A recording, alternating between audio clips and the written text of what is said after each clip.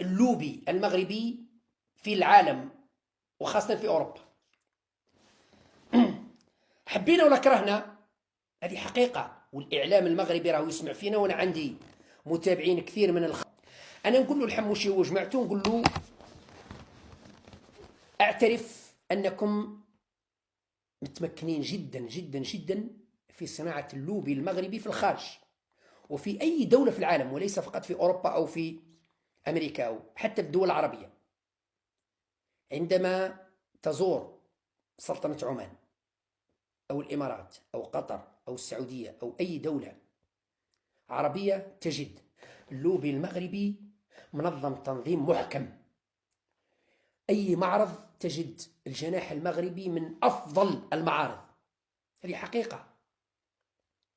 أي معرض الأكل، معرض اللباس، معرض الصناعة التقليدية، معرض الموسيقى، معرض الرقص، معرض السياحة، أي معرض، أفضل جناح هو الجناح المغربي، أو على الأقل من بين أفضل الأجنحة. والجناح المغربي دائما، الجناح المغربي دائما أفضل من الجناح الجزائري. حقيقة لازم نقولوها، ما خبوش.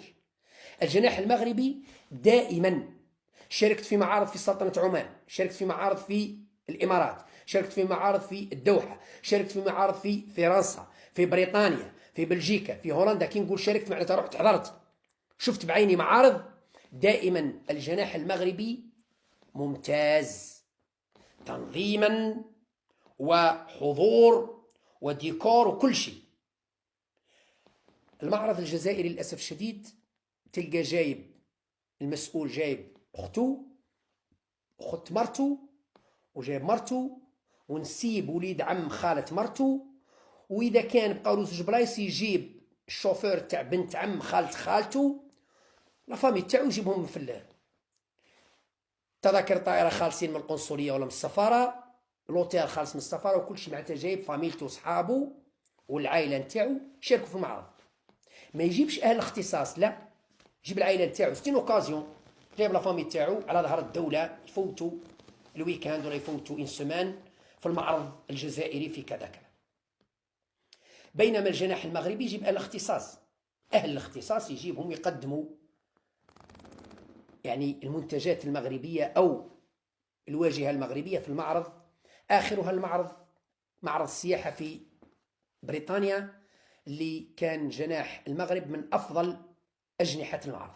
هذه حقيقة للأسف الشديد، هذه حقيقة. إذا إحنا للأسف ما عندناش لوبي.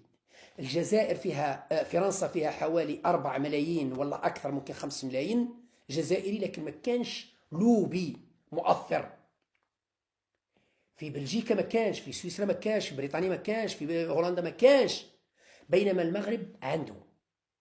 هنا في فرنسا المطاعم المغربية التي عندما تدخلها تتأكد أنها مغربية، الطاجين مغربي والقعدة مغربية والهضرة مغربية والموسيقى مغربية.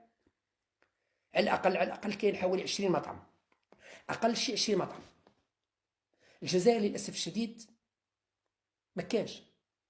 تلقى كاين مطاعم جزائرية، لكن تلقى عنده الطاجين، تلقى عنده مش عارف انايا ماكله بريطانيه سويسريه، ما يعني ماهوش نقولوا قال مطعم جزائري. عمري ما دخلت مطعم هنا في باريس او سمعت مطعم هنايا قاعده جزائريه 100% وماكله جزائريه، عمري ما لقيته.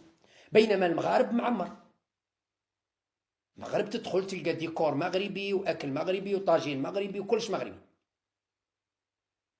للأسف الشديد ما كانش لوبي، وهذو عندهم علاقة بالقنصلية والسفارة واللوبي والجمعية وكذا وكذا. احنا ما عندناش منظمين.